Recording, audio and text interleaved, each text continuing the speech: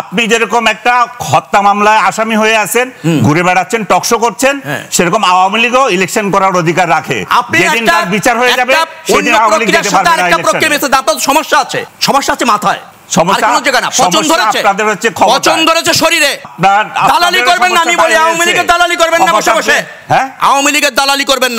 আনিস আলমগীর ভাইয়ের একটা কথা আমাকে খুব ব্যথিত করেছে। ফ্যাসিবাদের পতিত শক্তি রাজনৈতিক শক্তি হিসেবে উনি এখনো বিবেচনা করছেন। ফ্যাসিবাদের পতিত শক্তি রাজনৈতিক শক্তি নয়, এবং তার অংশগ্রহণ নিশ্চিত করা মানে ইনক্লুসিভ নির্বাচন নয়, মনে রাখা দরকার। দ্বিতীয়ত হচ্ছে 5ই আগস্টের পর কথিত একটি রাজনৈতিক দলের যে পতন হয়েছে, আনিস আলমগীর ভাইরা সেটা ধারণ করেন না। আপনি শুনেছেন গণ অভ্যুত্থানে সরকারের পতন হয়, পতনের পর ক্ষমতাচ্যুত হয়, কিন্তু রাজনীতি ছেড়ে দেশ ছেড়ে ভেগে যায় শুনেছেন নাকি? যারা রাজনীতি ছেড়ে দেশ ছেড়ে ভেগে চলে গিয়েছেন তাদের নির্বাচনে রাখতে হবে এই দায় জনগণ নিয়েছে নাকি? সেই জন্য সংগ্রাম হয়েছে নাকি? অতএব ইনক্লুসিভ নির্বাচন কি জনগণ তা জানে।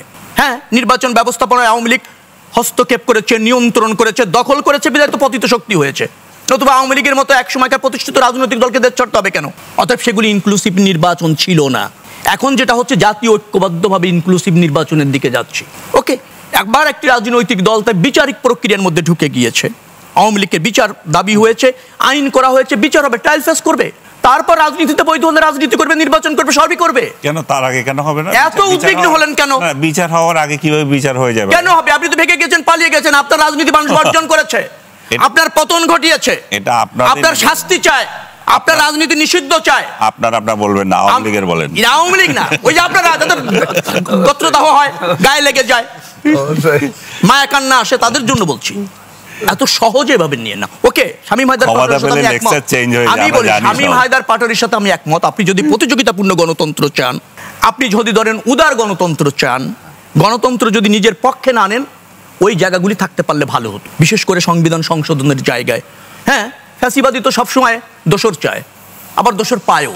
আপনি যদি এভাবে বলেন জাতীয় পার্টির সহযোগিতা ছিল বিধায় শেখ হাসিনা দ্রুত ফ্যাসিস্ট হয়েছে, আর নাহলে তার ফ্যাসিস্ট হওয়া চাই দ্রুহ হতো, সেভাবে দেখলে তো বলা যায় জাতীয় পার্টি সহযোগী। কারণ আওয়ামী লীগ ফ্যাসিস্ট হতে সর্বাত্মক ভূমিকা পালন করেছে, সর্বাধিক ভূমিকা পালন করেছে। যুক্তি থাকতে পারে অনেক জায়গায়, কিন্তু আমি বলছি যে মানুষ ঐক্যবদ্ধ হয়েছে দুঃশাসন থেকে মুক্ত পাওয়ার জন্য। সুশাসন প্রতিষ্ঠিত হলে রাজনৈতিক দলগুলির বৃহত্তর সাথে একমত হবে, জাতীয় স্বার্থে একমত হবে, ভিন্ন আদর্শ, ভিন্ন মূলনীতি, ভিন্ন ঘোষণাপত্র নিয়ে রাজনৈতিক প্রতিযোগিতা করবে। সেদিকে আমরা এগোচ্ছি। আরেকটা কথা বলা দরকার, জনগণের প্রশ্ন থাকতে পারবে। জি, সেই সরকার 5 বছর থাকতে পারবে কিনা সেটা জনগণ নির্ধারণ করবে। সরকারের সফলতা নির্ভর করবে সরকার জন আকাঙ্ক্ষা ধারণ করছে কিনা, জনসমৃদ্ধি নিশ্চিত করছে কিনা, জনগণের কাছে দায়বদ্ধ থাকছে কিনা, এবং জনগণ অবাধে তার যোগ্য প্রার্থী নির্বাচিত করতে পারছে কিনা। কেন থাকতে পারবে না? কেন থাকতে পারবে না? হাসিনার পতনের আগে থাকতে পারে না, সেই কারণে পারবে না। আমি বুঝিনি আপনার কথা। যেটা ইনক্লুসিভ ইলেকশন করে নাই বলে হাসিনা থাকতে পারে নাই, সেরকম ইনক্লুসিভ ইলেকশন হয় নাই বলে না। আপনি ইনক্লুসিভ নির্বাচন মানে হাসিনার অংশগ্রহণ ভাবছেন, এটাই তো সমস্যা আপনার। হাসিনার না, তাই তো মনে করছে আওয়ামী লীগের। কেন, আর কাকে বাধা দিয়েছে? আর কারো তো বাধা নয়। জাতীয় পার্টি দিতে পারছে না। কে বলেছে আপনাকে? এখনো পর্যন্ত সেই সিদ্ধান্ত হয়নি। তো আপনি সিদ্ধান্ত রাজনৈতিক দলগুলির দাবি আছে। আমি আপনাকে বলি, রাজনৈতিক দলগুলির দুই একটি রাজনৈতিক দলের দাবি আছে। কে বলেছে পারছে না? কোথায় পেলেন আপনি এটা? রাখছেন কেন? মন কথা বলবেন না। কে বলেছে পারছে না? আপনি আদালতে গিয়েছেন, একজনকে বিচার করবেন, বিচারের আগে আপনি ফাঁসি কিভাবে দেন? আর কারো নির্বাচন করতে পারবেন এই সিদ্ধান্ত হয়েছে। বিচারের আগে ফাঁসি কিভাবে দেন সেটা বলেন আগে। কাকে বিচারের আগে ফাঁসি কিভাবে দেন? কাকে বিচারের আগে ফাঁসি দিচ্ছে? আওয়ামী লীগকে।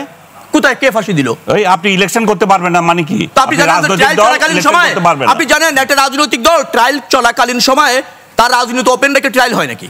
কেন হবে না? কেন হবে না? আপনি অপরাধ করেছেন। কেন? আপনি অপরাধ করে আপনি ধরেন আইনের আশ্রয় না নিয়ে, আইন ফেস না করে বাইরে থাকতে পারেন নাকি?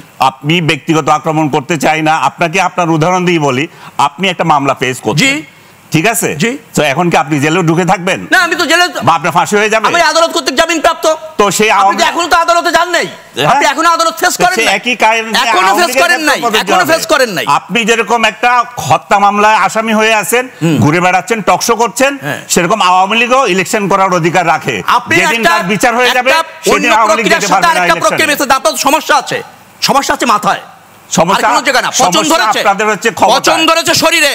আপনার দালালি করবেন না, আমি বলি আওয়ামী লীগের দালালি করবেন না বসে বসে। হ্যাঁ, আওয়ামী লীগের দালালি করবেন না, মানুষকে বিভ্রান্ত করবেন না। আপনারা অনেক বিভ্রান্ত করেন এই আওয়ামী লীগের দালালি কি আছে?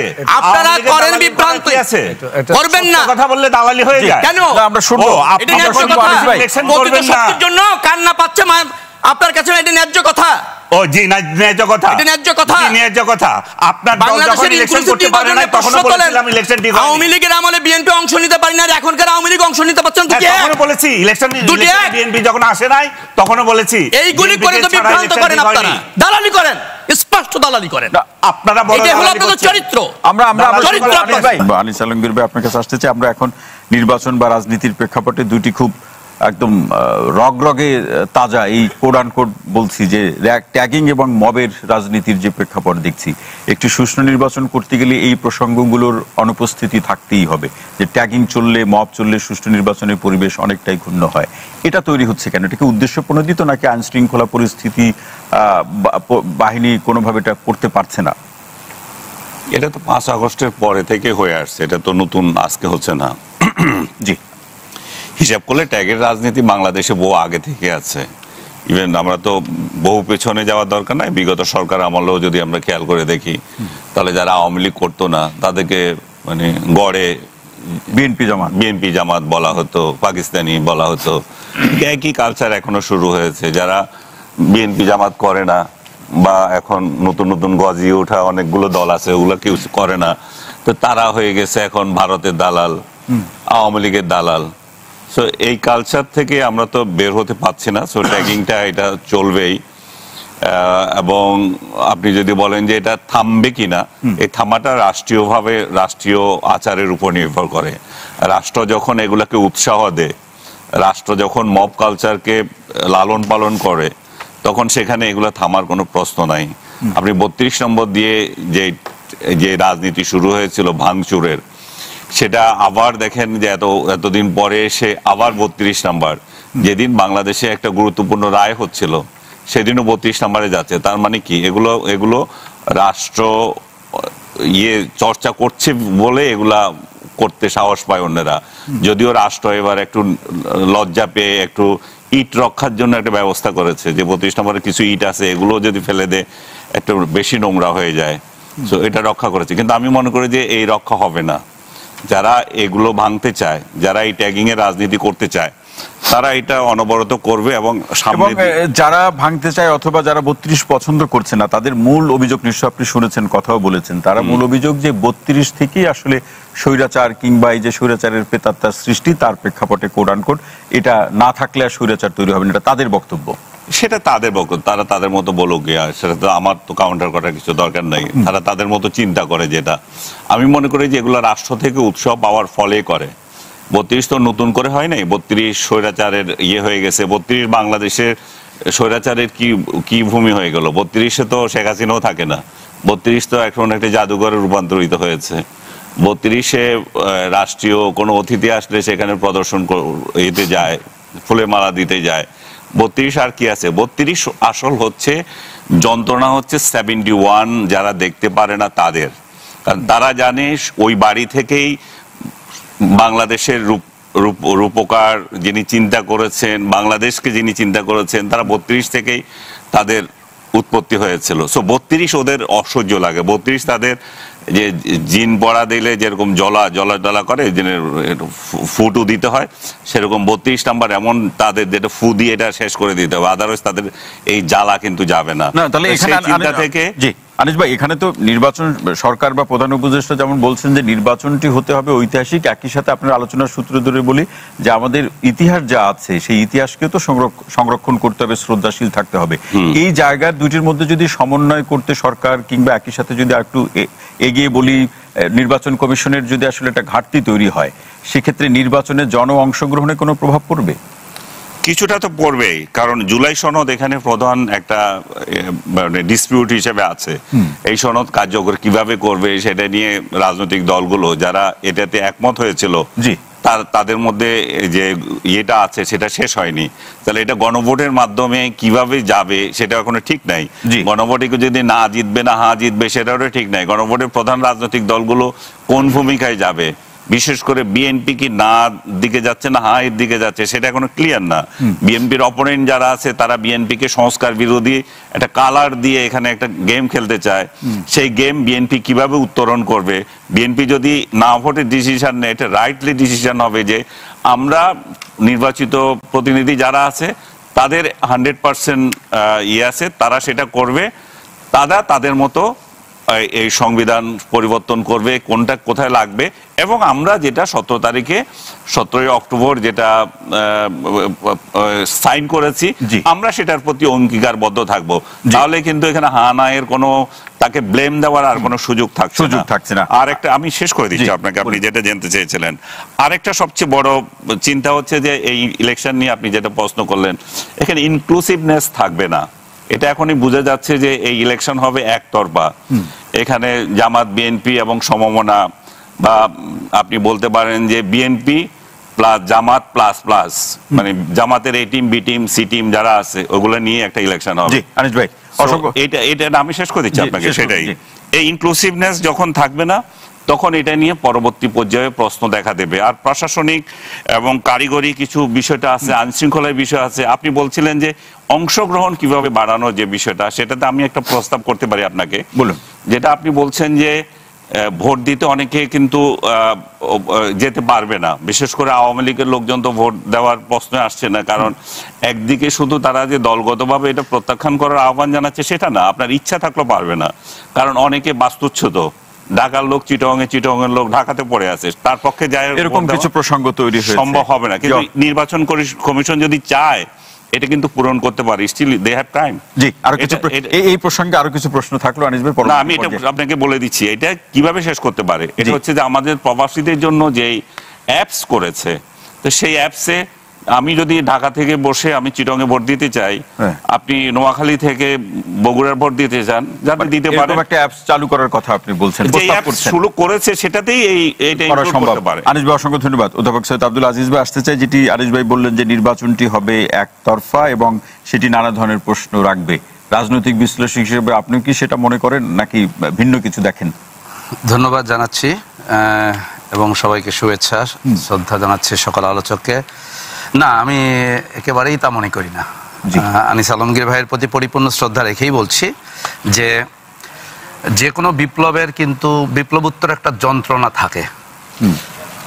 আমরা মনে হয় 2024-এর ঘটনাকে প্রতি আমরা এখনো বুঝি স্থিতি বা আমরা বুঝি ওই জায়গাতে দাঁড়াতে পারিনি। সেটা হচ্ছে 24-এ কি আসলে স্বাভাবিক কোনো রাজনৈতিক ক্ষমতার পালাবদল ঘটেছে? না। এটা কি গণ অভ্যুত্থান? সবাই একমত হয়েছে হ্যাঁ অভ্যুত্থান। অভ্যুত্থান মানেই কিন্তু সবকিছু আগের নিয়মে চলে যাবে, সেটা কিন্তু নয়। কেউ বলছে বিপ্লব।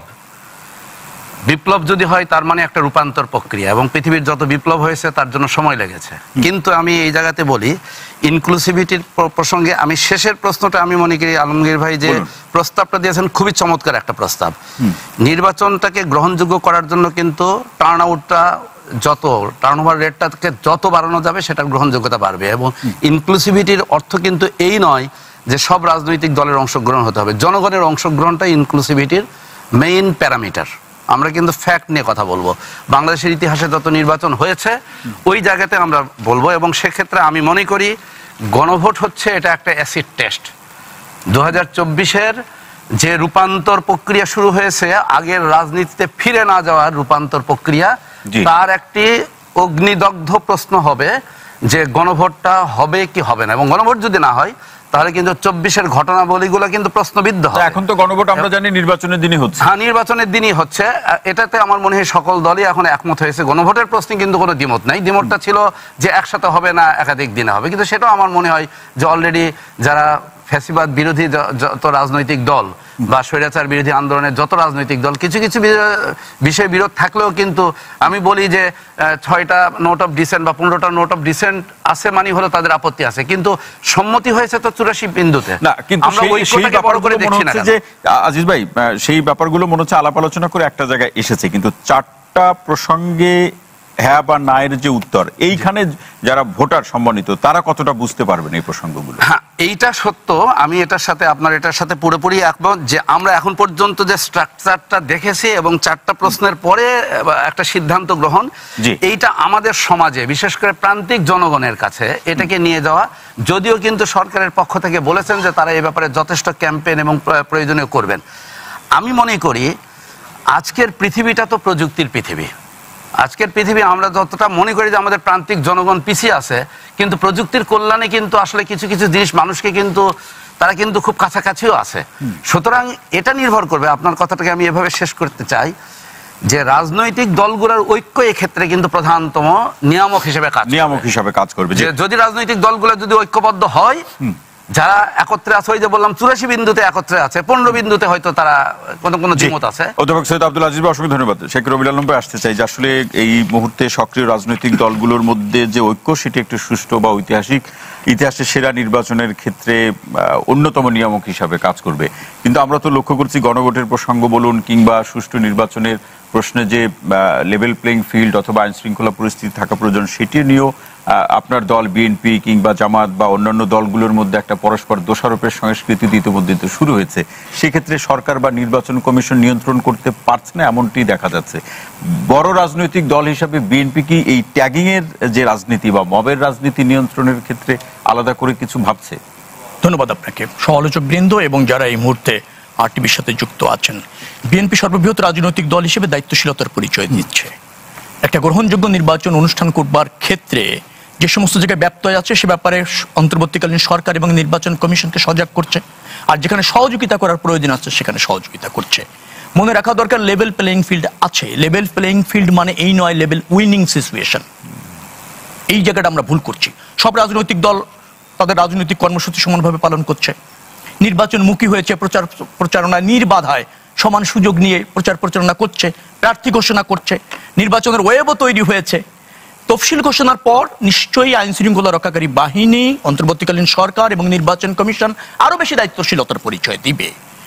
আমরা 3 মাসের ব্যবধানে তত্ত্বাবধায়ক সরকারের অধীনে ভালো নির্বাচন হয়েছে না? হয়েছে। দরকার হচ্ছে রাজনৈতিক দলগুলির সহযোগিতা। কিন্তু রাজনৈতিক দলগুলির সহযোগিতা মানে এই নয় যে দ্বিমত থাকবে না, এই নয় যে ভিন্ন পরামর্শ থাকবে না। সে জায়গা থেকে রাজনৈতিক দলগুলির ভিন্ন পরামর্শ আছে, কিন্তু যেভাবে নির্বাচনমুখী হয়েছে এবং রাজনৈতিক দলগুলি সহযোগিতা করলে অন্তর্বর্তীকালীন সরকার এবং নির্বাচন কমিশন একটা ভালো নির্বাচন করতে সক্ষম হবে। মনে রাখা দরকার, নির্বাচনে অংশগ্রহণ করবার জন্য ফ্যাসিবাদী পতিত শক্তি না থাকলে ইনক্লুসিভ নির্বাচন হবে না, একথা সঠিক নয়।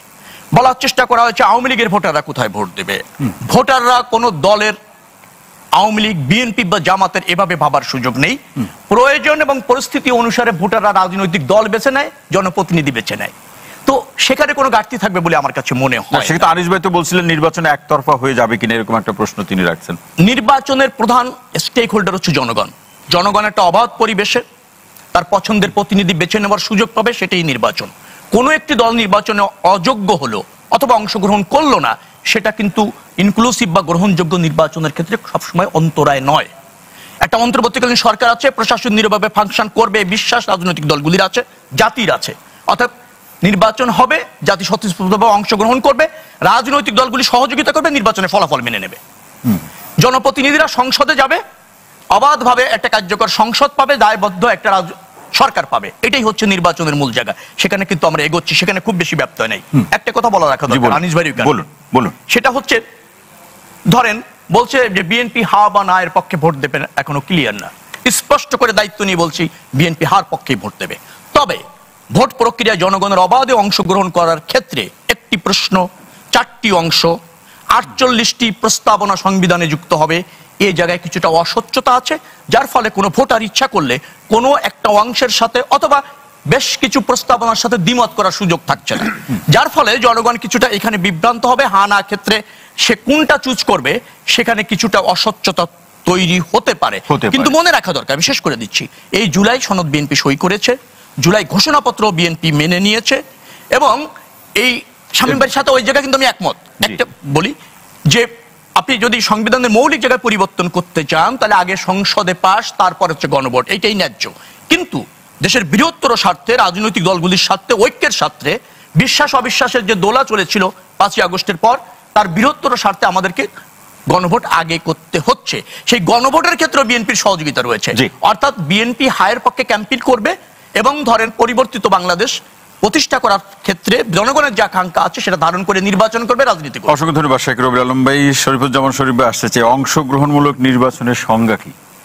এক এক সময় এক এক আমলে এক এক সংজ্ঞা। আপনাকে ধন্যবাদ, দর্শক শ্রোতাদের ধন্যবাদ, সবাইকে শুভেচ্ছা। এই কথাগুলো আমরা গত 10, 12, 15 বছর এই জায়গাগুলোতে এসেছি, বলেছি। আওয়ামী লীগ যখন একতরফা ভাবে আমির ডামির নির্বাচন এবং তারা একটা কথা বলার চেষ্টা করত যে ভোটারের অংশগ্রহণটাই নিশ্চিত করবে যে নির্বাচনটা পাবলিক গ্রহণ করলো কিনা, কিন্তু দেখা গেছে যে তাদের এক একটা ওয়ার্ডে যত সংখ্যক নেতা ভোট গণনার পর দেখা গেছে সেই সংখ্যক ভোটারও আসেনি। তাদের নেতারাই, কারণ তার একটা কারণ ছিল যে তারা এমন একটা সিস্টেম ডেভেলপ করেছিল যে সিস্টেমটাই কেবলমাত্র ভোটের দিনটা পার করাটাই ছিল মূল কাজ। তারা জানতেন যে আমরা এমনভাবে নির্বাচনটা পরিচালনা করছি, এই নির্বাচনের ভেতর থেকে কেবলমাত্র সন্ধ্যাবেলায় আমরা ফলাফলটা ঘোষণা করব। আমরা জুলাইয়ের যে অভ্যুত্থান, জুলাইয়ের যে সংগ্রাম, সেই সংগ্রামের বেসিক স্পিরিটটা যদি আপনি বলেন যে এখানে একটা গ্রহণযোগ্য নির্বাচন যেখানে জনগণ ভোটাধিকার প্রয়োগ করবে এবং সেই ভোটের তাদের অভিমতের প্রতিফলন ঘটবে ফলাফলে, সেই পরিস্থিতিটা কি এখানে আছে কিনা বা সেই পরিস্থিতির দিকে আমরা যাচ্ছি কিনা। রাজনৈতিক দলগুলো সহযোগিতা করছে। এই ধরনের কোনো সরকার আপনি পাবেন না যে সরকারকে এতটা দলগুলো সহযোগিতা করছে। কিন্তু সরকারের জায়গা থেকে তার যে প্রতিদান বা প্রতিক্রিয়া, এই জায়গাটায় আমার সন্দেহ হয় সরকার এই সহযোগিতাটাকে প্রপারলি রিসিভ করছে কিনা।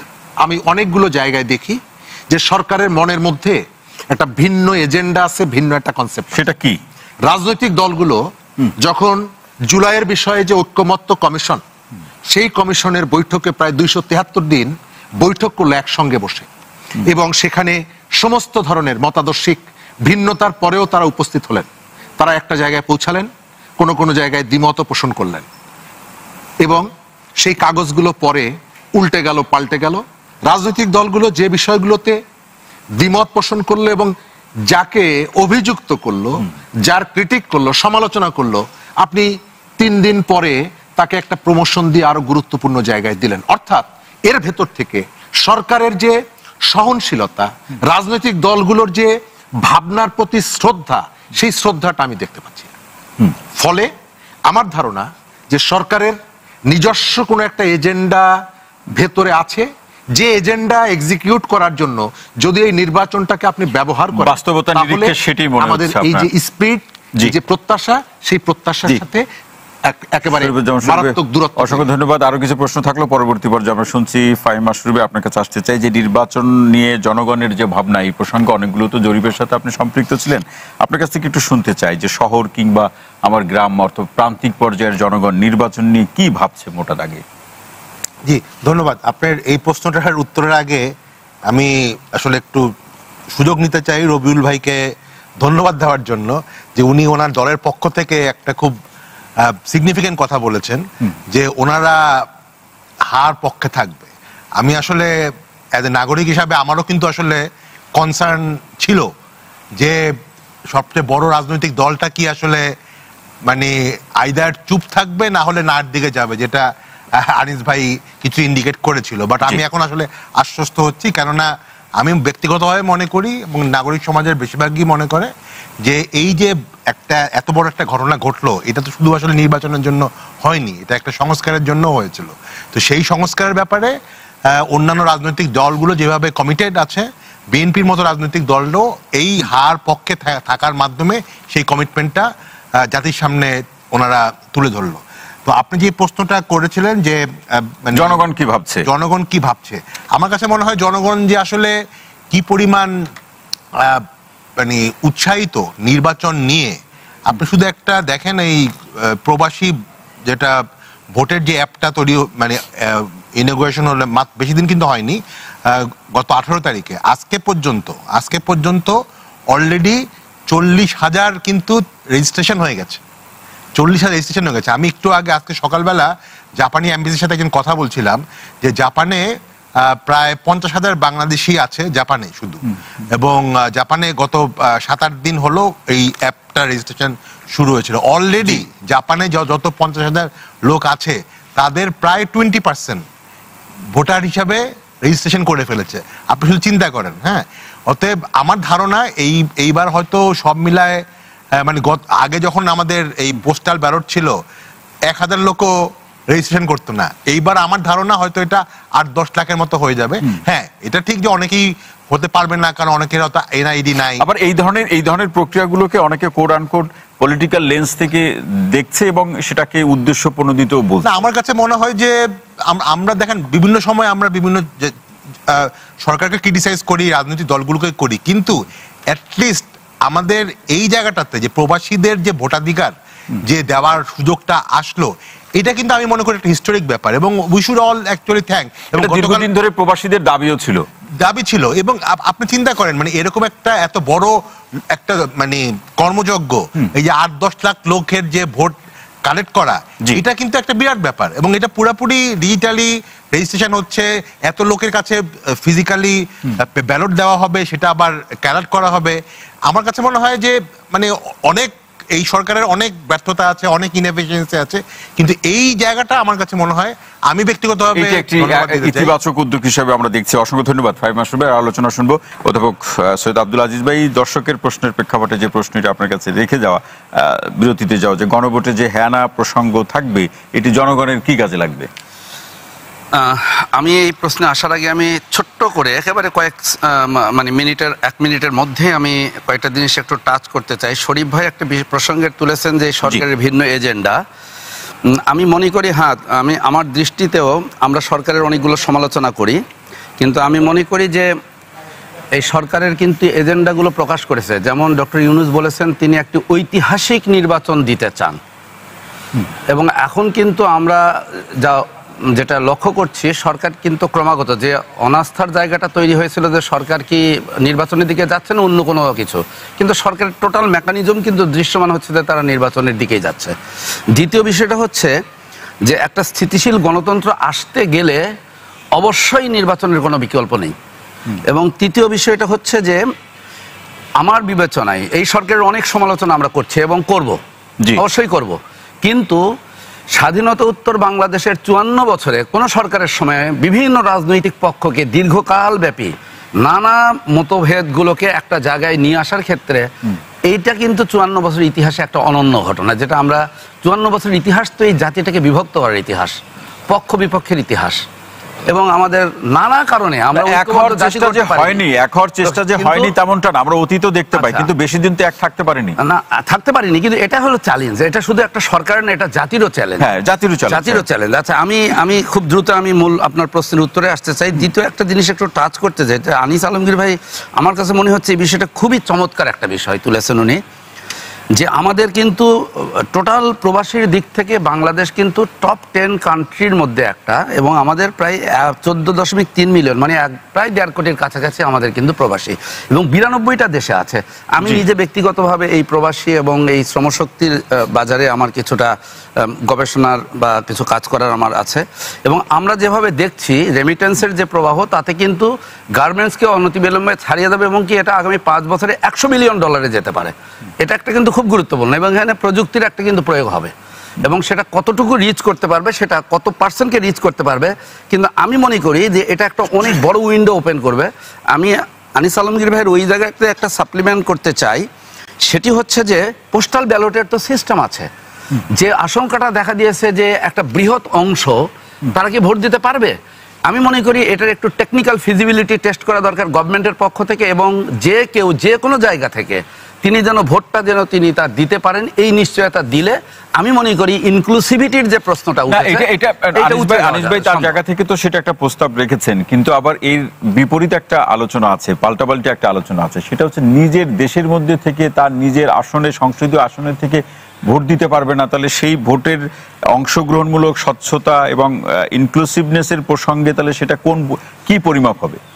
দেখেন, গণতন্ত্রটা কিন্তু এমন একটা জিনিস যে এখানে কিন্তু আপনি অ্যাবসোলিউট রাইট বলে কোনো জিনিস নেই, এটা কিন্তু একটা জাজমেন্ট, এবং আপনি যখন যা হবে ব্যাখ্যার উপর নির্ভর করবে। ব্যাখ্যার উপরে না, কফি আনানের সেই বিখ্যাত উক্তিটা, গ্লাসটা কি ভরা আছে, কতটুকু ভরা আছে নাকি কতটুকু শূন্য আছে। আপনার কিন্তু পরম সত্য বা অ্যাবসোলুট রাইট বলে কিন্তু এরকম কোনো জিনিস নাই। এখানে কিন্তু আপনাকে ওভারঅল জাজমেন্টে যেতে হবে। এখন ইনক্লুসিভিটির বিষয়টা তো যেমন আগের আলোচনাগুলোতে আসছে যে এটা তো দিন থেকে আসছে এবং ব্যাখ্যা হয়েছে, কিন্তু দেখা গিয়েছে কি যে টার্ন আউটটা কতটুকু হয়েছে। জি, আচ্ছা, আমি মূল জায়গায় চলে আসি। আপনার দর্শকের প্রশ্নটি বলুন,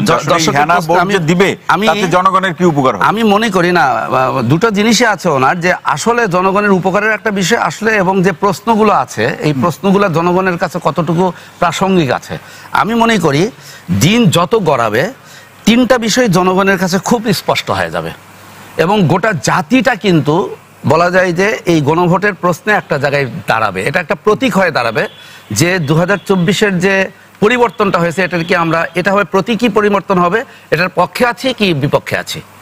আমি মনে করি যেটা রবিউল ভাই যে প্রসঙ্গটা তুলেছেন, এবং উনি একটা খুবই চমৎকার কাজ করেছেন বৃহৎ একটি দলের প্রতিনিধি হিসেবে, যে অনেক কিছু থাকার পরেও দেশের বৃহত্তর স্বার্থে দলগুলো যেমন এক হবে, জনগণও এক হয়ে যাবে, নাম্বার 1। নাম্বার 2 হচ্ছে, এবং তখন কিন্তু লাভ ক্ষতির বিষয়টা এখন হচ্ছে কি প্রযুক্তি অনেক কিছু নিয়ন্ত্রণ করে। দেখেন 16 বছর বৃহৎ রাজনৈতিক দলগুলা যা করতে পারেনি, আমাদের অসংগঠিত বিচ্ছিন্ন তরুণরা কোটা বিরোধী একটা আন্দোলনকে কেন্দ্র করে সংঘবদ্ধ হয়ে 36 দিনে একটা পুরো ব্যবস্থা, একটা মাফিয়াতন্ত্র, একটা স্বৈরাচারী ব্যবস্থা, রাষ্ট্র, আন্তর্জাতিক শক্তির সকল বলয়কে ছিন্ন করে দিয়ে কিন্তু তারা একটা পরিবর্তন এনেছে। এই যে তারুণ্যের শক্তি, সোশ্যাল মিডিয়ার পাওয়ার, টেকনোলজির যে পাওয়ার, এই পাওয়ার কিন্তু তখন সকল মানুষ, এমনকি দেখবেন আজকে যে ভাইরাল হচ্ছে শব্দটা, ওই গ্রামের কিন্তু প্রান্তিক জনগণ কিন্তু এটার দ্বারা উপার্জনের কিন্তু স্বাদ গ্রহণ করছে। সুতরাং আমি মনে করি এই ব্যবধানটা থাকবে না। এবং লাস্ট যে কথাটা বলতে চাই, যে মানুষের মধ্যে আরেকটা জিনিস প্রশ্ন উঠবে, যে এখানে যদি হাই জয়যুক্ত না হয় তাহলে এই রাষ্ট্রটা কিন্তু অস্থিতিশীল হয়ে যাবে। সুতরাং যত পরিবর্তন এগুলোকে স্থিতিশীল করতে গেলে হাতকে দিতে হবে। অসংখ্য ধন্যবাদ। শরীফুজ্জামান শরীফ ভাই, আপনার প্রশ্নের আলোকে আজিজ ভাই বলছিলেন, তার প্রতি উত্তরে কি বলবেন? আমার কিছু প্রশ্ন আছে পরে আপনার কাছে। ধন্যবাদ আপনাকে। প্রথমত, সরকারকে যে উদ্দেশ্যে আমরা দায়িত্বটা দিয়েছিলাম, আমি সরকারের ভিন্ন এজেন্ডার কথা বলার আগে আজিজ ভাইকে একটু মনে করিয়ে দিই, পৃথিবীতে কোনো দেশে 5 দশক এই বিভক্তি থাকে না, এটি সত্য। আবার পৃথিবীতে যে সমস্ত দেশ পরস্পর যুদ্ধ করে আপনি আমার স্বজনকে মেরেছেন, তারপরের দিন আমি সবকিছু ভুলে গিয়ে আপনাকে গলা জড়িয়ে ধরবো, এই প্রত্যাশাটাও অমূলক। সুতরাং এইখানে রাজনৈতিক বিভাজনটা থাকবে, আমরা না চাইলেও থাকবে। আমরা আর্টিফিশিয়ালি এখানে বসে যদি সিদ্ধান্ত নেই যে আমরা সবাই মিলে গিয়েছি, বিষয়টি সে ধরনের না। দ্বিতীয়ত হচ্ছে যে আলোচনাগুলো উপরিকাঠামোর আলোচনা। ঢাকা শহরে 26,000 সুইপার আছে, সকালবেলা উঠলে আপনি তাদেরকে রাস্তা পরিষ্কার করতে দেখবেন। আমার সোশ্যাল মিডিয়ায় আমার যে কানেকশন, আমার বন্ধু তালিকায় তাদের কেউ নেই। সুতরাং তাদের ভাবনাটা আমি জানি না। এখানে প্রায় 6 লক্ষ নির্মাণ শ্রমিক আছে, রাজমিস্ত্রি, তাদের ভাবনাটা আমি জানি না। আমি চা শ্রমিক কি ভাবছে আমি জানি না। কয়েক মাস আগে খামারবাড়িতে একটা 2 দিনের একটা কনভেনশন হয়েছিল, এবং সেই কনভেনশনে ডক্টর দেবপ্রিয় ভট্টাচার্য, এই সরকারের সংস্কার কার্যক্রমকে নানাভাবে যিনি সহযোগিতা করছেন, তিনি তার বক্তৃতায় বলেছিলেন যে আমি পুরো অনুষ্ঠানের মধ্যে কোনো লুঙ্গি পরা লোক দেখছি না। তাহলে তার ভাবনাটা কোথায় যাচ্ছে? আমরা ঢাকায় বসে অনেক আলোচনা করি, এই মুহূর্তে আমাদের আলোচনা আমরা গণভোট ইত্যাদি ইত্যাদি বলছি, কিন্তু এই মুহূর্তে আরো একটা গুরুত্বপূর্ণ আলোচনা, কৃষক সার পাচ্ছে না। সেই আলোচনাগুলো তো যেগুলো বললেন সেগুলো প্রাসঙ্গিক, কিন্তু আপনি বলছেন যে সরকার কোন একটা নির্দিষ্ট এজেন্ডা বা উদ্দেশ্যে কাজ করছে। সরকারের যে এজেন্ডার জায়গাগুলোতে আমি পরিষ্কার করে দেখতে পাচ্ছি, এই সরকারের আমাদের যতগুলো গণ অভ্যুত্থানের অন্যতম লক্ষ্য ছিল, একটা বড় লক্ষ্য ছিল আমরা আমাদের দেশকে কেন্দ্র করে পার্শ্ববর্তী ভারতের যে আগ্রাসী মনোভাব, আধিপত্য, এটিকে উচ্ছেদ করে বাংলাদেশকে বাংলাদেশের পায়ের উপরে নিজের পায়ে দাঁড়াবে। আমি সেখানে দেখতে পাচ্ছি যে সরকারের এজেন্ডার মধ্যে নানাভাবে আমেরিকাকে সুবিধা দেওয়ার যে প্রবণতাগুলো দেখছি। আপনি সমস্ত রাজনৈতিক দলগুলোকে একসাথে ডেকে প্রত্যেকটা বিষয়ে একমত হচ্ছেন, দ্বিমত হচ্ছেন, বৈঠক করছেন, কিন্তু আপনি যখন বন্দরটা দিয়ে দিবেন, বাংলাদেশের সমস্ত রাজনৈতিক দল তার সমালোচনা করলেও আপনি কারো কথা শুনছেন না। আপনি যখন ত্রিপুরাতে আমাদের বাংলাদেশ মিশনের উপরে সেখানকার উগ্রপন্থীরা হামলা করলো, আপনি সবাইকে ডাকলেন। যখন নুরুল হক নূরের উপরে আক্রমণ হলো, রক্তাক্ত হলো, আপনি সবাইকে ডাকলেন। কিন্তু যখন দেশের এই ধরনের একটা গুরুত্বপূর্ণ বিষয়ে সমস্ত রাজনৈতিক দলগুলো ভিন্নমত পোষণ করছে, এমনকি বাংলাদেশ থেকে আপনি লন্ডনে গেলেন যে পলিটিশিয়ানের সাথে দেখা করার জন্য, সেই পলিটিশিয়ান পর্যন্ত বলছেন যে এই সিদ্ধান্তটা রাজনৈতিক সরকারের নেওয়া উচিত ছিল, আপনি তার কথাটাও শুনছেন না। কিন্তু সরকার তো বলছে যে বন্দরকে অধিকতর একটি ব্যবস্থাপনার মধ্যে আনার জন্যই এই ব্যবস্থা। চমৎকার, চমৎকার সরকারের বক্তব্য। এখন বন্দরটার ব্যবস্থাপনার ক্ষেত্রে ব্যবস্থাপনাটা কারা করছে? বাংলাদেশের সরকার, নেপাল সরকার না, বা মালদ্বীপের সরকার না। তো বাংলাদেশ সরকার এটিকে ব্যবস্থাপনা করতে পারে না, প্রথম ব্যর্থতাটা হচ্ছে বাংলাদেশ সরকারের। তাহলে বাংলাদেশ সরকার যেটা ব্যবস্থাপনা করতে পারছে না, এই সরকারের ব্যর্থতার জন্য আমরা সরকারটাকেই অন্য কাউকে দিয়ে দিই, তারা এসে ব্যবস্থাপনাটা করুক। আমি ঢাকা মেডিকেল কলেজে গেলে আপনি প্রপার ট্রিটমেন্টটা পান না, ভূমি অফিসে পান না, বিভিন্ন জায়গায় পান না, তাহলে আপনি কি প্রত্যেকটা জায়গায় এক এক করে বিদেশিদের হাতে দিয়ে দিবেন? এক। সেকেন্ড হচ্ছে, আমাদের এখানে এই ধরনের কথা বহুবার বলা হয়েছে। আমাদের এখানে বলা হয়েছে আদমজি পাটকল প্রতি বছর যে পরিমাণ লোকসান দেয়, এটি যদি বন্ধ করা যায় তাহলে বছরে 2টো যমুনা সেতু করা যায়। আদমজি বন্ধ হয়েছে 23 বছর আগে, আপনার যমুনা সেতু কয়টা হয়েছে? একটাই। আপনার এখানে যে সমস্ত জায়গায় লোকসান হচ্ছে, চিনি কলগুলো কেন বিদেশিরা নিতে আসে না? পাটকলগুলো কেন বিদেশিরা নিতে আসে না? পাটকলের তো সম্ভাবনা, সারা পৃথিবীতে পাটের সম্ভাবনা বাড়ছে। তার অর্থ হচ্ছে যে তাদের যে সমস্ত জায়গাগুলো স্পেসিফিক এজেন্ডা আছে, সেই এজেন্ডার সাথে সরকার যুক্ত হচ্ছে। প্রত্যেকটা বিষয় সরকারের রাজনৈতিক এজেন্ডা কি, বা নির্বাচন সরকারের রাজনৈতিক এজেন্ডা, সরকারের নিজস্ব একটা ভাবনা আছে, সেখানে একটা নতুন রাজনীতি সে এস্টাবলিশ করতে চায়। আমরা সেগুলো দেখেছি, সেটা দেখছেন। যে শরীফুজ্জামান শরীফ, অসংখ্য ধন্যবাদ। আনিস আলমগীর ভাই, আপনার কাছে আসছে যে যেটি নির্বাচন দলগুলোর, রাজনৈতিক দলগুলোর যে নির্বাচনে অংশগ্রহণ করা না করার এই প্রসঙ্গে জাতীয় পার্টিকে যেভাবে স্বৈরাচারের দোসর কোরআনকোট যেভাবে বলা হচ্ছে, তার সূত্র ধরে আরো একটি গণঅভ্যুত্থানের ভবিষ্যতের আশঙ্কা করছেন তিনি।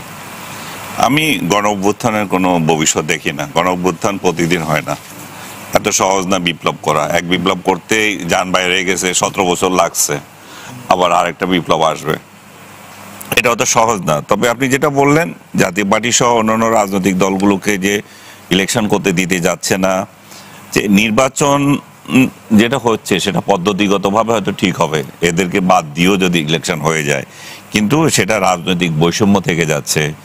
এখানে শেখ রবিউল আলম বললেন যে ইনক্লুসিভ ইলেকশন হয়ে যাবে যদি আওয়ামী লীগ নাও আসে। তো তাহলে 14 সালের যে ইলেকশনটা হয়েছিল বিএনপি যায় নাই, যেটা 24 সালে যেটা বিএনপি যায় নাই, তো ওগুলো ইনক্লুসিভ হইল না কেন? বিএনপি না থাকলে ইনক্লুসিভ হয় না, আর বিএনপি থাকলে, আওয়ামী লীগ না থাকলে ইনক্লুসিভ হয়ে যাবে। এটা তো দুই ধরনের কথা।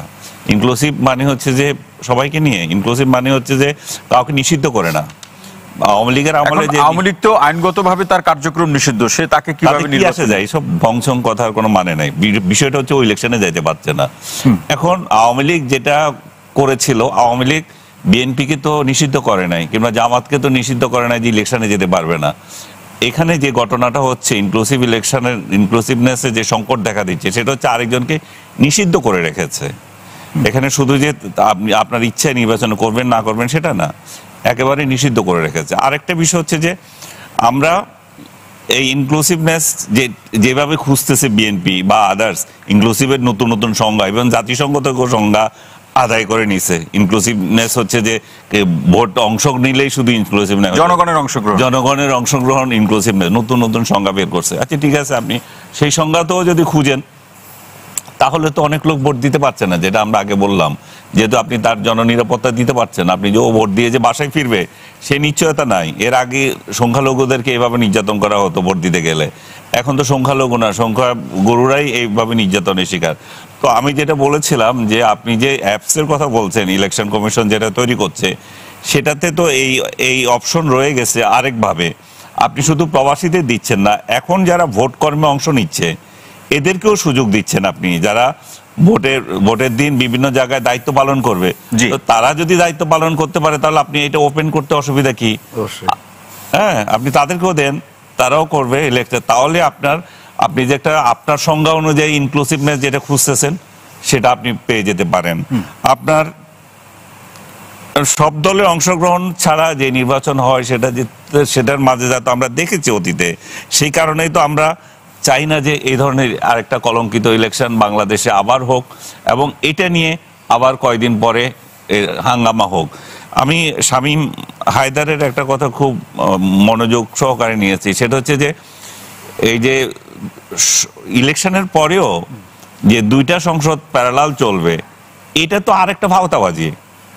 এই ভাওতাবাজি কিভাবে? আপনি বলছেন 180 দিন সংস্কার কমিশন যেটা করতেছে, যে সংবিধান সংস্কার সরকার, এটা চলবে। জি, ওই সরকার যদি চলে তাহলে তো ডক্টর ইউনূস আরো 6 মাস থাকবে।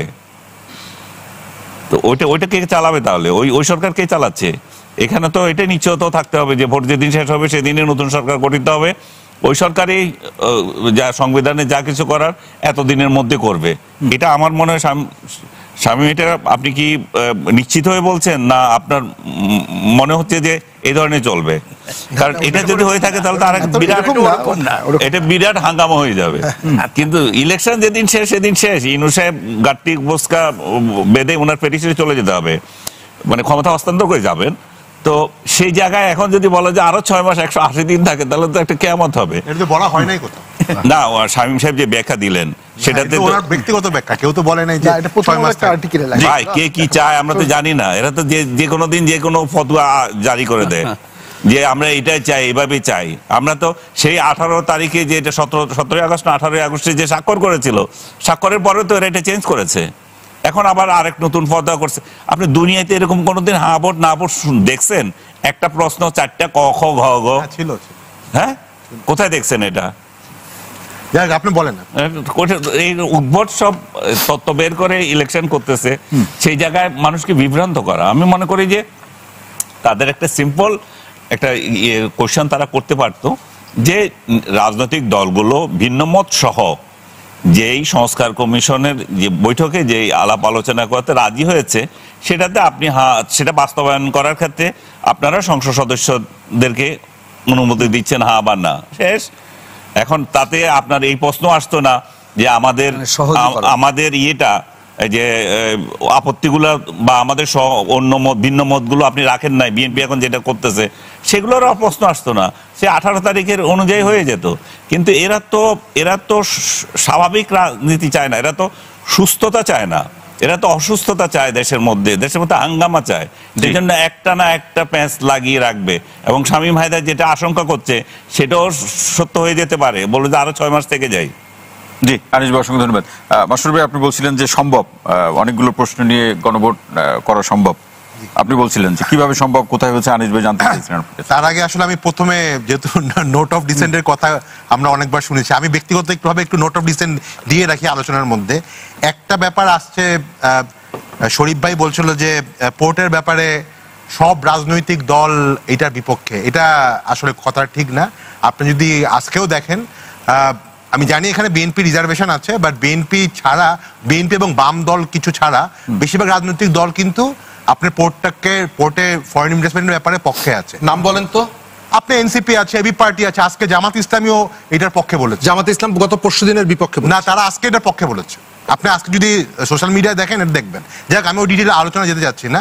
আচ্ছা, আরেকটা হচ্ছে যে পাটোয়ারি ভাই একটা কিন্তু বলেছে, কয়েকটি স্লোগান অফকোর্স আপত্তিকর কিছু স্লোগান উল্লেখ করেছে, কিন্তু আরেকটা স্লোগান কিন্তু উনি এখানে বলেছে, দিল্লি না ঢাকা। দিল্লি না ঢাকা কিন্তু এটা কিন্তু রিসেন্ট স্লোগান না, এটা অগাস্টের স্লোগান, এটা জুলাইয়ের স্লোগান। এই স্লোগানটাকে কিন্তু আমাদের অসম্মান করা উচিত না, কারণ এবং আলটিমেটলি এগুলি করা হয় বলেই জাতীয় পার্টি সম্পর্কে আমাদের যে তরুণ সমাজের এক ধরনের এক ধরনের দিল্লি না Dhaka is a historic slogan.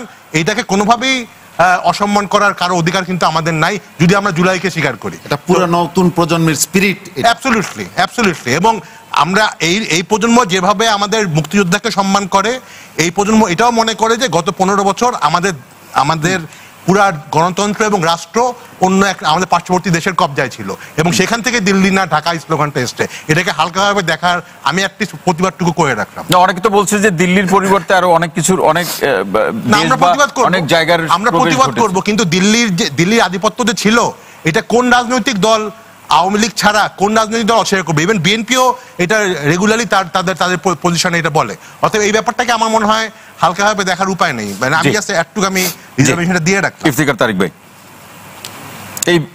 তারিক ভাই, এই যে বিতর্ক, বিশেষ করে কে পারবে না পারবে, বিভিন্ন ট্যাগিং দিয়ে নির্বাচন থেকে দূরে রাখা হচ্ছে, তার সূত্র ধরে ভবিষ্যতে কি হতে পারে শামীম হায়দার পাটোয়ারী ভাই বললেন। কিন্তু গণ অভ্যুত্থানের চেতনার প্রেক্ষাপটে যারা এর বাইরে ছিলেন তাদের কেউ কেউ তো এই প্রশ্নটা খুব জোরে সোরে বলছেন তাদের নির্বাচনের অধিকার থাকবে কিনা, রাজনীতি করার অধিকার থাকবে কিনা। কিন্তু এটি শামীম ভাই বলছেন যে একটি ঐক্যমত্য কমিশন যদি সকলকে সাথে নিয়ে আলোচনা করে ঐক্যের জায়গায় আসতে পারতো, সেটি আরো ভালো ফলাফল তৈরি করত। জি দেখুন, আমি একটু পেছনে যেতে চাই। আমাদের হৃদয়ে রক্তক্ষরণ হতো সেই সময়গুলোতে যখন দেখতাম ভারতের পররাষ্ট্র সচিব এসে বাংলাদেশের রাজনীতিতে সরাসরি হস্তক্ষেপ করছে এবং সেটা মিডিয়ার সামনে। তখন আমরা বাকরুদ্ধ ছিলাম, আমাদের ভিতরে এই রক্তক্ষরণটা হতো। যখন দেখতাম যে বলা হচ্ছে যে ভারতের অনুমতি ছাড়া কি কথা হয়েছে তা বলা হবে না, তখন আমরা মনে হতো যে আমাদের এই জীবনটা জিল্লতির জীবন, এই জীবন আমরা দেখতে চাই নাই। ৭১ এই জন্য হয় নাই যে আমরা আরেক দেশের কাছে নিজের মাথাকে নত করে দিব, এই জন্য হয় নাই। অতএব আপনি কিছু স্ল্যাং আজকে শোনা যাচ্ছে, আজকে সারা পৃথিবীতে দেখেন ইয়াং প্রজন্ম এই স্ল্যাংগুলি বলে, কিন্তু স্ল্যাংটার শাব্দিক অর্থটার দিকে না তাকিয়ে তাদের ভেতরের অন্তরের ক্ষোভটাকে দেখা উচিত, তাদের ভেতরের আগুনটাকে স্পর্শ করা উচিত। যদি সেই আগুনটাকে আমরা স্পর্শ করতে পারি তাহলে আমরা বুঝবো যে এই তরুণ প্রজন্ম এবং এই জনগণ আসলে কি চায়। যদি এই চাওয়ার বিপরীতে কিছু হয় এই জনগণ মানবে না, কারণ হচ্ছে তারা কিন্তু একটা দুর্ভেদ্য দেয়াল ভেদ করে নতুন।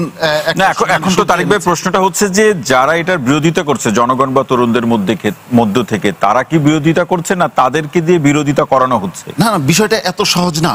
আমাদের তরুণরা এত অথর্ব না যে অন্যের ইঙ্গিতে তারা চলবে।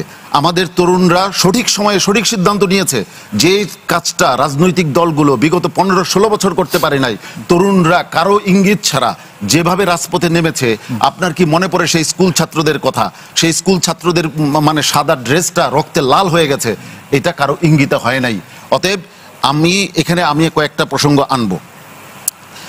এখানে একটা প্রসঙ্গ আসছে, আমাদের শামীম হায়দার পাটোয়ারী ভাইয়ের অত্যন্ত বুকে কষ্ট লেগেছে, বাউলদেরকে আঘাত করা হচ্ছে। অনেক রাজনৈতিক দলরা এটা বলেছে।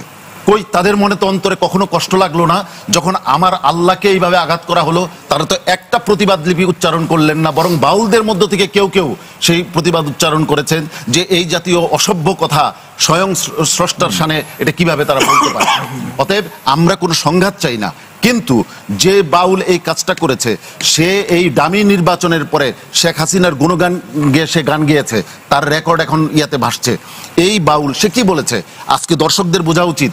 এই বাউল সে স্টেজে দাঁড়িয়ে বলছে সূরা নাসে বারবার আল্লাহ রাব্বুল আলামিন নাস প্রসঙ্গটা এনেছেন, কুল আউযু বিরাব্বিন নাস মালিকিন নাস ইলাহিন নাস।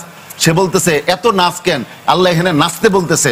কত বড় ধৃষ্টতা তার এবং কত বড় দুঃসাহস তার, এই বাংলার জমিনে বসে এই মানে 16-17 কোটি মানুষ মুসলমানদের মধ্যে বসে সে আল্লাহর কোরআনকে সে এইভাবে নাজেহাল করবে, আর আমরা এটা চুপচাপ বসে দেখব? হ্যাঁ, মব কেন হয়? যখন রাষ্ট্র প্রতিকার করতে না পারে, যখন মানুষের ক্ষোভকে সে অ্যাড্রেস করতে না পারে, তখনই সেটা মবে রূপান্তরিত হয়। আমরা মব চাই না। সেই দাবিটাই তো জানানো উচিত। অন্য বাউলদেরকে পিটিয়ে খালে বা পুকুরে ফেলে তো সমস্যার সমাধান হবে না। অন্য বাউলদেরকে কিন্তু তারা কারা পিটিয়েছে এই ঘটনাটাও খণ্ডিতভাবে আসছে। এই যেখানে প্রোগ্রাম হচ্ছিল সেই বাউলরা এসেছে সেখানে আক্রমণ করার জন্য। প্রশাসনের ঘটনা দেখুন, সেই জায়গায় তাদের অনুমতি ছিল না, সেই জায়গায় যাদের অনুমতি ছিল তাদের জায়গায় এসে তারা ডিস্টার্ব যখন করছে, তখন কোনো দাড়ি টুপিওয়ালা কিন্তু আক্রমণ করে নাই। ওখানে জুলাই যোদ্ধাদেরকে সে মানে নিকৃষ্ট ভাষায় সেখানে গালিগালাজ করেছে, ওখানকার মানুষ তার প্রতিবাদ করেছে। আমরা সংঘাত চাই না, আমরা কারো উপর আঘাত হোক এটা চাই না, এটা আমরা অবশ্যই করি। কিন্তু যদি এগুলিকে অ্যাড্রেস করা না হয়, আমি আপনাকে শুধু 2টা ঘটনা বলবো যুগান্তরে প্রকাশিত। আমি বলবো শুধু হেডলাইনটা বলুন। আবুল সরকারকে ধুয়ে দিলেন জনপ্রিয় কণ্ঠশিল্পী সালমা, সেও আরেকজন বাউল। সে একই বললেন। দামি নির্বাচনের পর খুনি হাসিনার গুণকীর্তন করে গান গেয়েছিল আবুল সরকার। বিছানায় না গেলে পুরুষ বাউলরা প্রোগ্রামে ডাকে না, আরেক বাউল হাসিনা সরকার সেটা বলছে। বাউলিয়ানার নামের ভণ্ডামি ছাড়ুন। এই কথাগুলি কই আমাদের রাজনৈতিক নেতারা যদি এগুলো অ্যাড্রেস করতে না পারেন, আমি মনে করব জনতার পালস বুঝতে তারা ভুল করবেন। জি, অসংখ্য ধন্যবাদ তারিক ভাই। শেখ রবিউল আলম ভাই, জনগণের পালস বুঝতে পারা না পারার যে প্রসঙ্গ, যখন অভিযোগ অথবা প্রশ্ন রাজনৈতিক দলের দিকে, জুলাই গণঅভ্যুত্থানের প্রেক্ষাপটে রাজনৈতিক জনগণের পালস কি রাজনৈতিক দলগুলো বুঝতে পারছে, নাকি এখনো সেই পুরনো সংস্কৃতির নানাভাবে কিন্তু তার উত্থান আমরা লক্ষ্য করি? সেটা তো রাজনৈতিক দলগুলি পরিশুদ্ধ হবে, পরিবর্তিত হবে, বিদ্যমান পরিস্থিতি, সম্ভাব্য পরিস্থিতি সে বুঝে রাজনীতি করবে। এক রাজনৈতিক দল আরেক রাজনৈতিক দলের পরামর্শ অনুসরণ করবে না। পালসকে বুঝে সেটা ভোটে গেলে বোঝা যাবে কে পালস বুঝতে পেরেছে, কার উপর জনগণ আস্থা রেখেছে। জি, আনিস আলমগীর ভাইয়ের একটা কথা আমাকে খুব ব্যথিত করেছে। ফ্যাসিবাদের পতিত শক্তি রাজনৈতিক শক্তি হিসেবে উনি এখনো বিবেচনা করছেন। ফ্যাসিবাদের পতিত শক্তি রাজনৈতিক শক্তি নয়, এবং তার অংশগ্রহণ নিশ্চিত করা মানে ইনক্লুসিভ নির্বাচন নয়, মনে রাখা দরকার। দ্বিতীয়ত হচ্ছে 5ই আগস্টের পর কথিত একটি রাজনৈতিক দলের যে পতন হয়েছে, আনিস আলমগীর ভাইরা সেটা ধারণ করেন না। আপনি শুনেছেন গণ অভ্যুত্থানে সরকারের পতন হয়, পতনের পর ক্ষমতাচ্যুত হয়, কিন্তু রাজনীতি ছেড়ে দেশ ছেড়ে ভেগে যায় শুনেছেন নাকি? যারা রাজনীতি ছেড়ে দেশ ছেড়ে ভেগে চলে গিয়েছেন তাদের নির্বাচনে রাখতে হবে এই দায় জনগণ নিয়েছে নাকি? সেই জন্য সংগ্রাম হয়েছে নাকি? অতএব ইনক্লুসিভ নির্বাচন কি জনগণ তা জানে। হ্যাঁ, নির্বাচন ব্যবস্থাপনায় আওয়ামী লীগ হস্তক্ষেপ করেছে, নিয়ন্ত্রণ করেছে, দখল করেছে, বিধায় তো পতিত শক্তি হয়েছে। নতুবা আওয়ামী লীগের মতো এক সময়কার প্রতিষ্ঠিত রাজনৈতিক দলকে দেশ ছাড়তে হবে কেন? অতএব সেগুলি ইনক্লুসিভ নির্বাচন ছিল না। এখন যেটা হচ্ছে জাতীয় ঐক্যবদ্ধভাবে ইনক্লুসিভ নির্বাচনের দিকে যাচ্ছি। ওকে, একবার একটি রাজনৈতিক দল তার বিচারিক প্রক্রিয়ার মধ্যে ঢুকে গিয়েছে, আওয়ামী লীগের বিচার দাবি হয়েছে, আইন করা হয়েছে, বিচার হবে, ট্রায়াল ফেস করবে, তারপর রাজনীতিতে বৈধ হলে রাজনীতি করবে, নির্বাচন করবে, সবই করবে। কেন তার আগে কেন হবে না? এত উদ্বিগ্ন হলেন কেন? বিচার হওয়ার আগে কিভাবে বিচার হয়ে যাবে? কেন হবে? আপনি তো ভেগে গেছেন, পালিয়ে গেছেন, আপনার রাজনীতি মানুষ বর্জন করেছে, আপনার পতন ঘটিয়েছে, এটা আপনার শাস্তি চায়, আপনার রাজনীতি নিষিদ্ধ চায়। আপনার বলবেন না, আওয়ামী লীগের বলেন। আওয়ামী লীগ না, ওই যে আপনার গোত্রদাহ হয়, গায়ে লেগে যায়, মায়া কান্না আসে, তাদের জন্য বলছি। এত সহজে ভাবে নিয়ে না। ওকে, শামীম হায়দার পাটোয়ারির সাথে আমি একমত। আমি বলি শামীম হায়দার পাটোয়ারির সাথে আমি একমত। আপনি যদি প্রতিযোগিতাপূর্ণ গণতন্ত্র চান, আপনি যদি ধরেন উদার গণতন্ত্র চান, গণতন্ত্র যদি নিজের পক্ষে না নেন, ওই জায়গাগুলি থাকতে পারলে ভালো হতো, বিশেষ করে সংবিধান সংশোধনের জায়গায়। হ্যাঁ, ফ্যাসিবাদী তো সবসময় দোষর চায়, আবার দোষর পায়ও। আপনি যদি এভাবে বলেন জাতীয় পার্টির সহযোগিতা ছিল বিধায় শেখ হাসিনা দ্রুত ফ্যাসিস্ট হয়েছে, আর নাহলে তার ফ্যাসিস্ট হওয়াটাই দুরূহ হতো, সেভাবে দেখলে তো বলা যায় জাতীয় পার্টি সহযোগী। কারণ আওয়ামী লীগ ফ্যাসিস্ট হতে সর্বাত্মক ভূমিকা পালন করেছে, সর্বাধিক ভূমিকা পালন করেছে। যুক্তি থাকতে পারে অনেক জায়গায়, কিন্তু আমি বলছি যে মানুষ ঐক্যবদ্ধ হয়েছে দুঃশাসন থেকে মুক্ত পাওয়ার জন্য। সুশাসন প্রতিষ্ঠিত হলে রাজনৈতিক দলগুলির বৃহত্তর সাথে একমত হবে, জাতীয় স্বার্থে একমত হবে, ভিন্ন আদর্শ, ভিন্ন মূলনীতি, ভিন্ন ঘোষণাপত্র নিয়ে রাজনৈতিক প্রতিযোগিতা করবে। সেদিকে আমরা এগোচ্ছি। আরেকটা কথা বলা দরকার, জনগণের বছর থাকতে পারবে? জি, সেই সরকার 5 বছর থাকতে পারবে কিনা সেটা জনগণ নির্ধারণ করবে। সরকারের সফলতা নির্ভর করবে সরকার জন আকাঙ্ক্ষা ধারণ করছে কিনা, জনসমৃদ্ধি নিশ্চিত করছে কিনা, জনগণের কাছে দায়বদ্ধ থাকছে কিনা, এবং জনগণ অবাধে তার যোগ্য প্রার্থী নির্বাচিত করতে পারছে কিনা। কেন থাকতে পারবে না? কেন থাকতে পারবে না? হাসিনার পতনের আগে হাসিনা থাকতে পারে নাই, সেই কারণে পারবে না। আমি বুঝিনি আপনার কথা। যেটা ইনক্লুসিভ ইলেকশন করে নাই বলে হাসিনা থাকতে পারে নাই, সেরকম ইনক্লুসিভ ইলেকশন হয় নাই বলে না, আপনি ইনক্লুসিভ নির্বাচন মানে হাসিনার অংশগ্রহণ ভাবছেন, এটাই তো সমস্যা আপনার। হাসিনার না, তাই তো মনে করছে আওয়ামী লীগের। কেন, আর কাকে বাধা দিয়েছে? আর কাউকে বাধা নয়, জাতীয় পার্টি দিতে পারছে না। কে বলেছে আপনাকে? এখনো পর্যন্ত সেই সিদ্ধান্ত হয়নি। তো আপনি সিদ্ধান্ত, রাজনৈতিক দলগুলির দাবি আছে, আমি আপনাকে বলি রাজনৈতিক দলগুলির দুই একটি রাজনৈতিক দলের দাবি আছে, কে বলেছে পারছে না? কোথায় পেলেন আপনি এটা? মন গড়া কথা বলবেন না। কে বলেছে পারছে না? আপনি আদালতে গিয়েছেন, একজনকে বিচার করবেন, বিচারের আগে আপনি ফাঁসি কিভাবে দেন? আর কারো নির্বাচন করতে পারবেন এই সিদ্ধান্ত হয়েছে। বিচারের আগে ফাঁসি কিভাবে দেন সেটা বলেন আগে। কাকে বিচারের আগে ফাঁসি কিভাবে দেন? কাকে বিচারের আগে ফাঁসি দিচ্ছে? আওয়ামী লীগকে। কোথায়, কে ফাঁসি দিল? ওই আপনি ইলেকশন করতে পারবেন না মানে কি? আপনি জানেন ট্রায়াল চলাকালীন সময়, আপনি জানেন একটা রাজনৈতিক দল ট্রায়াল চলাকালীন সময়ে তার রাজনীতি ওপেন রেখে ট্রায়াল হয় নাকি? কেন হবে না? কেন হবে না? আপনি অপরাধ করেছেন, কেন আপনি অপরাধ করে আপনি ধরেন আইনের আশ্রয় না নিয়ে, আইন ফেস না করে বাইরে থাকতে পারেন নাকি? আপনি ব্যক্তিগত আক্রমণ করতে চাই না, আপনাকে আপনার উদাহরণ দিয়ে বলি, আপনি একটা মামলা ফেস করছেন, ঠিক আছে, জি। তো এখন কি আপনি জেলে ঢুকে থাকবেন? না, আমি তো জেলে, বা আপনার ফাঁসি হয়ে যাবে? আমি আদালত কর্তৃক জামিন প্রাপ্ত। তো সেই আপনি তো এখনো তো আদালতে যান নাই, আপনি এখনো আদালত ফেস করেন নাই, একই কারণে এখনো ফেস করেন নাই, এখনো ফেস করেন নাই। আপনি যেরকম একটা হত্যা মামলায় আসামি হয়ে আছেন, ঘুরে বেড়াচ্ছেন, টকশো করছেন, সেরকম আওয়ামী লীগও ইলেকশন করার অধিকার রাখে। যেদিন তার বিচার হয়ে যাবে সেদিন আওয়ামী লীগ যেতে পারবে না ইলেকশনে। আপনার সমস্যা আছে, সমস্যা আছে মাথায়, সমস্যা কোনো জায়গা না। পচন ধরেছে, আপনাদের হচ্ছে পচন ধরেছে শরীরে।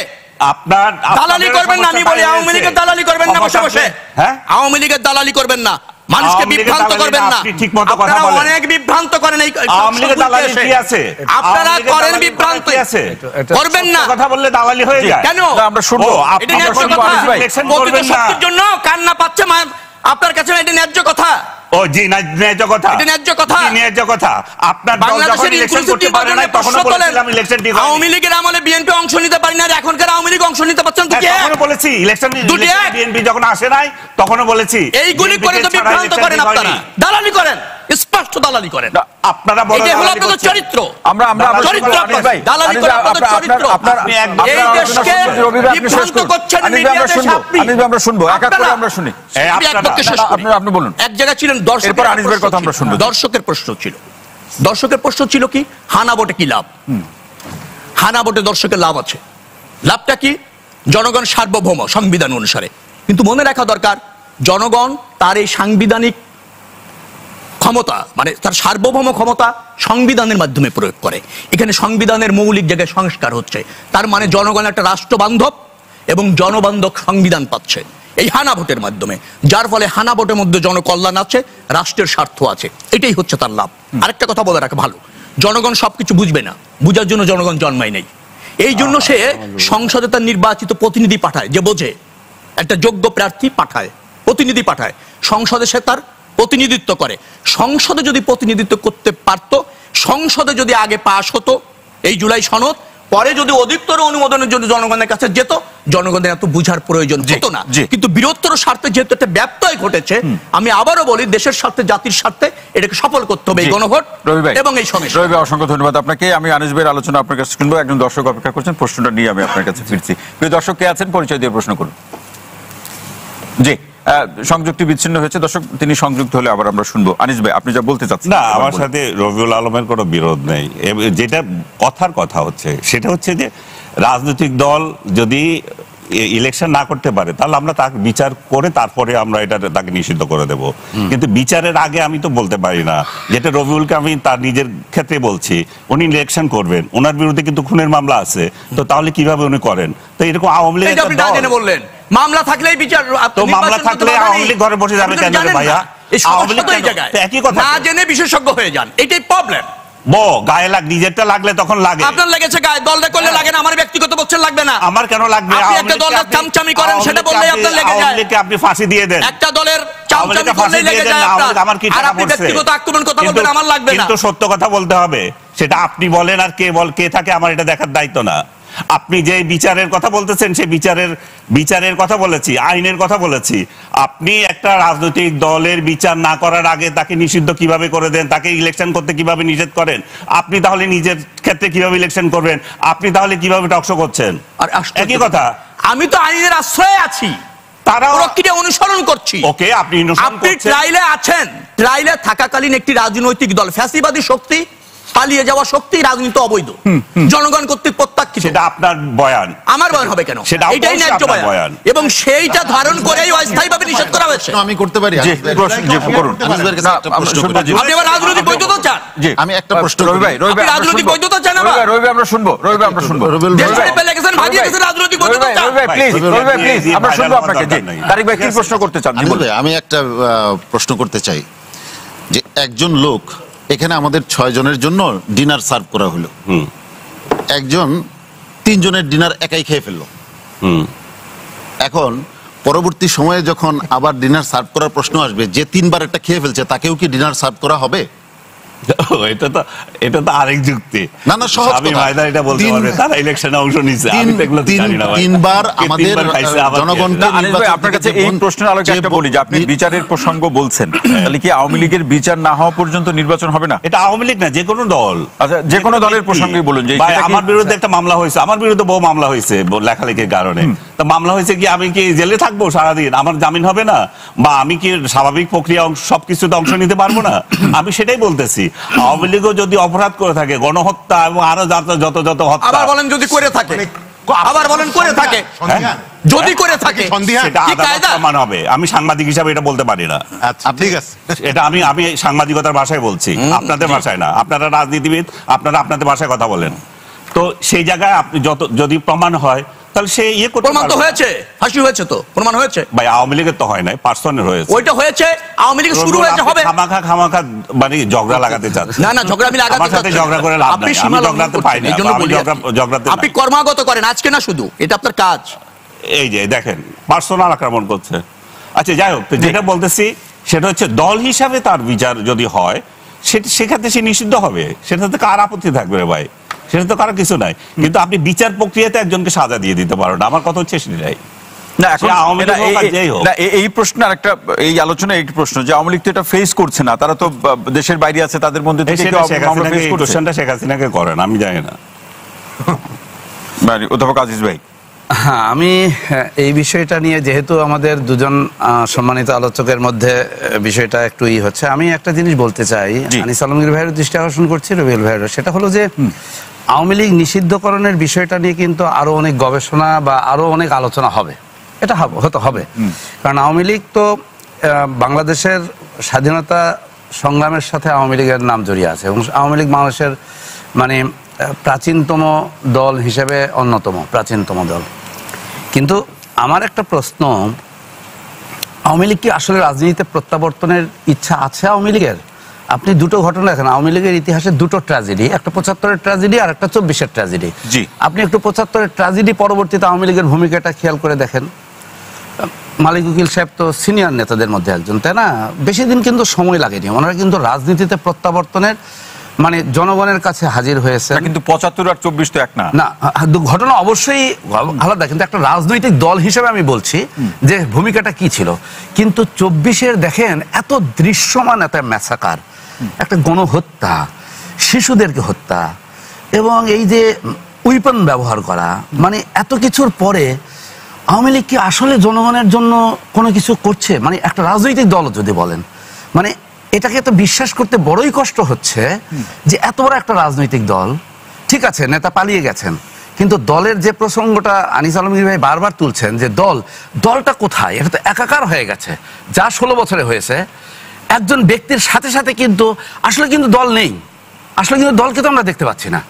কিছু পলায়িত নেতা, এবং তারা কিন্তু বাংলাদেশ রাষ্ট্রের বিরুদ্ধে, আমি বলবো এখানে যে এটা আমরা অবশ্যই চাই, এবং একটা আমি আগেও বলেছি বিপ্লবটা কিন্তু হয়েছে তরুণদের নেতৃত্বে, এবং তাদের কিন্তু আবেগ আছে, এবং তারা কিন্তু একটা রক্তস্নাত একটা উপত্যকা পার হয়ে তারা একটা জায়গায় দাঁড়িয়ে আছে, এবং সরকার যিনি থাকবেন তাকে কিন্তু এই জনগণের যে সেন্টিমেন্ট, যেটা আমার সম্মানিত ভাই যেটা উল্লেখ করলেন, যে এই জায়গাটাতে আমরা যে জিনিসটা চাই, এই প্রসঙ্গটা খুবই প্রাসঙ্গিক হতো। আনিস আলমগীর ভাইয়ের এই প্রশ্নটা খুবই প্রাসঙ্গিক হতো যদি আওয়ামী লীগ আজকে ১৫ মাস ১৬ মাস অতিক্রম হয়ে গেছে, একটা সুষ্ঠু রাজনৈতিক ধারায় যদি সে অনুতাপ, তার ক্ষমা, জনগণের মুখোমুখি হওয়া, এই জায়গাগুলোতে বিচারকে মেনে নেওয়া। আওয়ামী লীগ তো জামাত, তার মানে কি আজিজ ভাই আপনারা চান যে আওয়ামী লীগ ক্ষমা চাইলেই তার সকল দোষ মাফ হয়ে যাবে? কিন্তু আমি বলি, আমি আওয়ামী লীগ তো, আমি লাস্ট একটা উদাহরণ দিয়ে বলি, ৭১-এর জামাতের যে অবস্থানটা, বাংলাদেশ ভার্সেস জামাত, তাই তো? এই ৫৪ বছর জামাত কিভাবে অতিক্রম করেছে? রাজনীতিতে ফিরে আসছে না? ফিরে আসছে তো, কিন্তু তার বিনিময়ে জামাতকে কি কি স্টেজগুলো অতিক্রম করতে হয়েছে?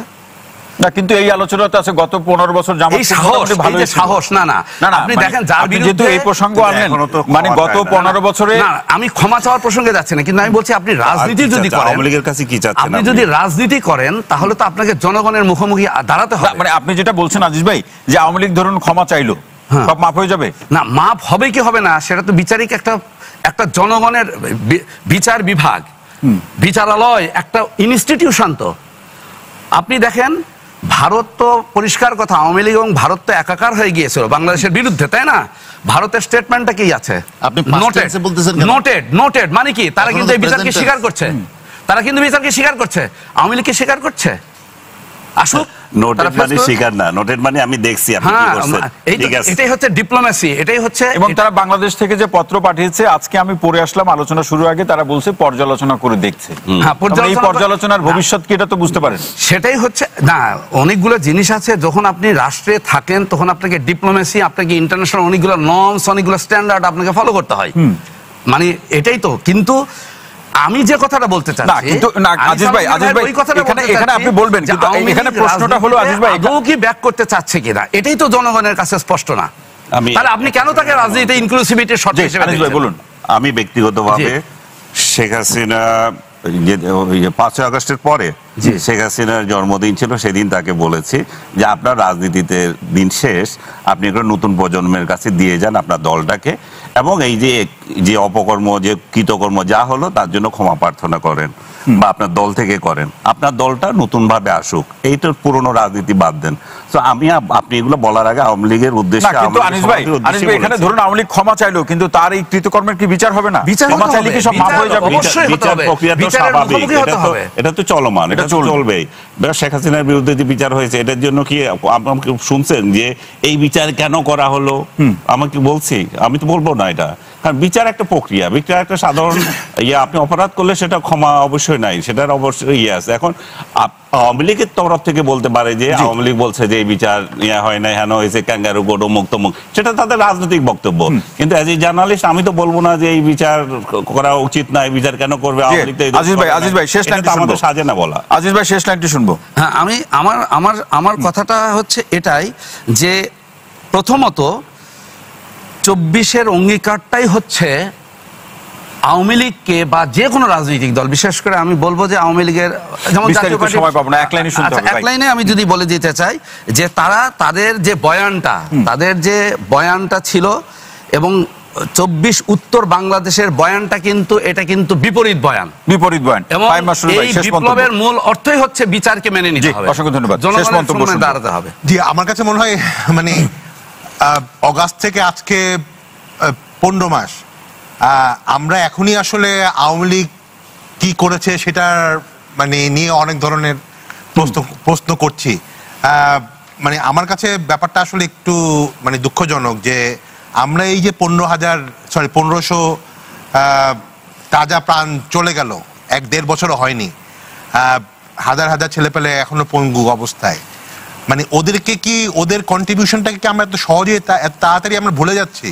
আমাদের স্মৃতি কি এতই মানে এরকম যে আমরা আসলে এখন আমরা আওয়ামী লীগকে পুনর্বাসন করার ব্যাপারে এক ধরনের ভূমিকা নিচ্ছি? জি, ধন্যবাদ। শরীফ ভাই, আলোচনাগুলো শুনলাম, জুলাই অভ্যুত্থানের বীরদেরকে আমরা ভুলে যাচ্ছি কিনা, জুলাই অভ্যুত্থানের বীরদের সাথে আমরা প্রতারণা করছি, আমরা ভণ্ডামি করছি। জুলাইকে শেখ হাসিনা, আওয়ামী লীগ 15 বছর 71কে বিক্রি করেছে।